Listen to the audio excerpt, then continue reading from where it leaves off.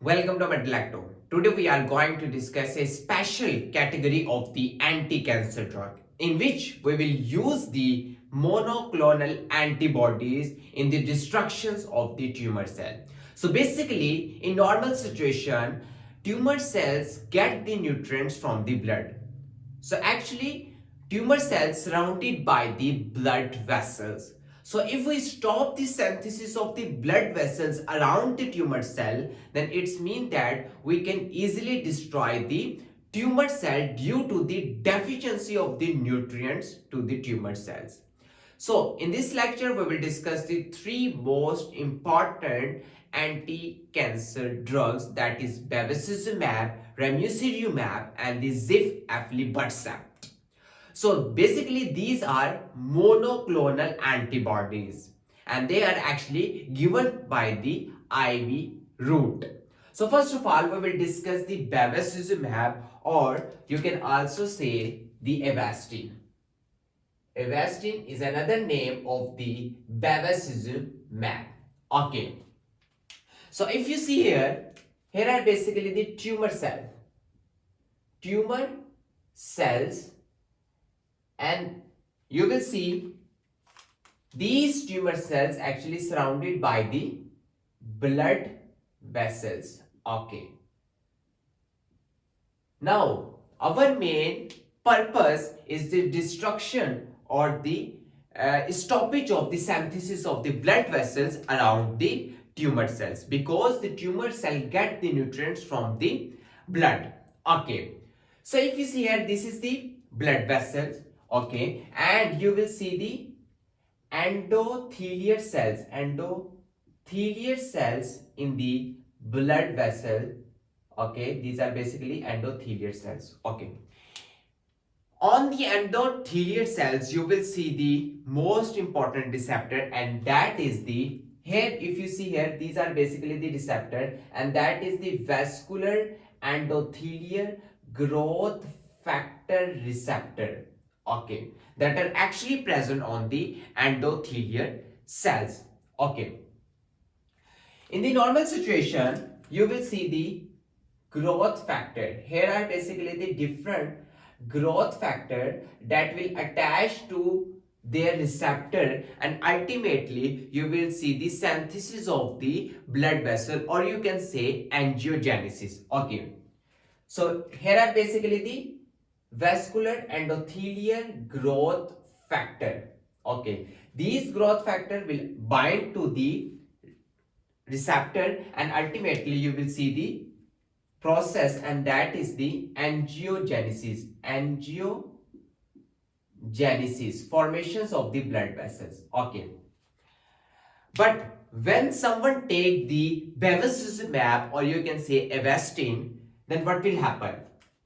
If you see here are basically the bevacizumab, or you can say avastin. Okay. These and monoclonal antibodies, that are actually the avastin, will bind to these factors, growth factor, vascular endothelial growth factor. Okay. And prevent the binding of these factors to their receptor. When these factors do not bind to their receptor, then ultimately the angiogenesis process will stop. Formations of the new blood vessels will stop. Then ultimately the tumor cell will not get the proper nutrients from the blood, because there is no blood vessel. So ultimately we can easily destroy the tumor cells by taking the bevacizumab, or you can say avastin. Okay, this is the normal process or mechanism behind the avastin. If we discuss the adverse effects, so most important adverse effects, you will see the hypertension, high blood pressure. First one is the hypertension. That is the most important adverse effects of the avastin. Okay. Next, you will see the presence of the proteins in the urine. That is the proteinuria. Okay. Second adverse effects, you will see the proteinuria. You will see the proteins in the urine. Okay. You will also see the wound healing problem in those patients who will take the bevacizumab. Okay, that is the another important adverse effects, wound healing problems. Okay, and you will also see the GI perforation.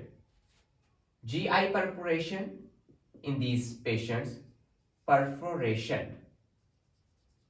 You will see the holes in the intestine. Okay, and last most important, you will see the bleeding in these patients. Okay, that is the most important.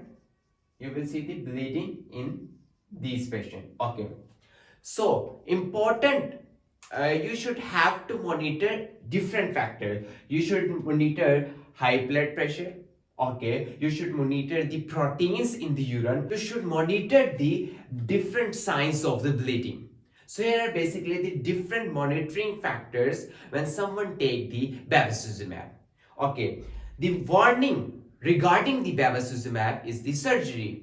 If someone take the bevacizumab, please hold the recent or upcoming surgery for those patients who will take the bevacizumab. So that's the most important warning. That is the please delay the surgical process for those patients who will take the bevacizumab. Okay.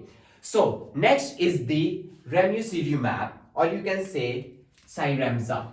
That is another name of the Ramucirumab. Okay.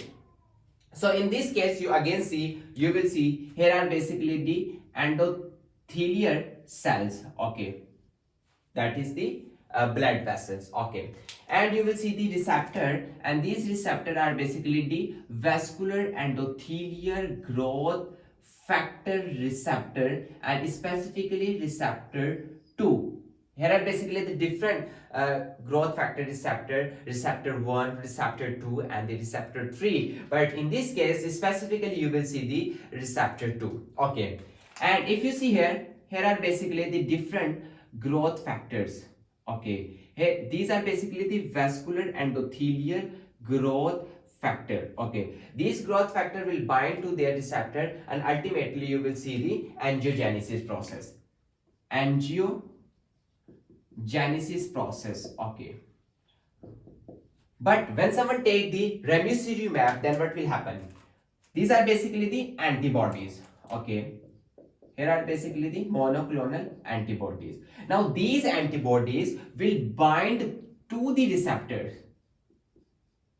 and prevent the binding of the factor to their receptor.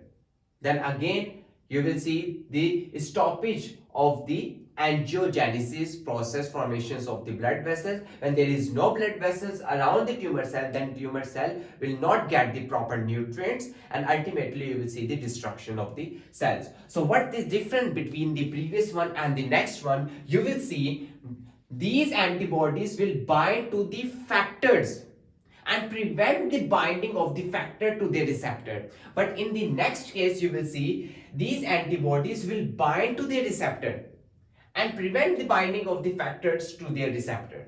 So here are basically the little bit difference between the bevacizumab and Ramucirumab. Okay, if we see the adverse effects, so adverse effects will be similar to the previous one. You will see the hypertension, okay, high blood pressure, okay, blood pressure. In this case, okay, you will also see the proteinuria, proteins in the urine, okay, proteinuria, okay. You will also see the wound healing problem in these patients, okay, and you can also see the GI perforation, okay, GI perforation, perforation in these patients. And last most important will be the bleeding problem in these patients as well. Okay, bleeding problems. Okay, so most important warning regarding the Ramucirumab is the surgery. Please do not perform any surgery on those patients who will take the Ramucirumab. Okay, that is the warning regarding the Ramucirumab. So here are basically the same warning to the previous one. So, and last most important is Ziv-Aflibercept, or you can say Zeltrap. Another name will be the Zeltrap. Okay. Now, in that case, you will see again the receptor, and that is the vascular endothelial growth factor receptor. Okay, and you will see again the factors. Okay, here are basically the different vascular endothelial growth factor. These factors bind to their receptor. Okay, but when someone take the Ziv-Aflibercept, okay, these are basically the antibodies, monoclonal antibodies. Okay, now these antibodies interferes in the binding of the factors to their receptor, and ultimately you will see the angiogenesis process will stop, and ultimately you will see the destruction of the tumor cell. They are actually used in different cancers, colorectal cancer as well. Okay, so most important thing which you have to remember about the Ziv-Aflibercept is the structures of the antibodies. So you will see the two most important proteins that actually come from the different sources. So first one, you will see the Fc portion, that is actually come from the IgG1. So Fc portion will come from the IgG. Okay, next you will see the two domains. Two domains actually comes from the two different receptors. So first domain will come from the vascular endothelial growth factor receptor 1, and second you will see the domain that actually come from the vascular endothelial growth factor receptor 2. So here are basically the structures of the monoclonal antibodies, specifically Ziv-Aflibercept. Okay, in which you will see the fusion of the different protein. First is the proteins that actually come from the receptors, and second the proteins that actually come from the IgG antibodies.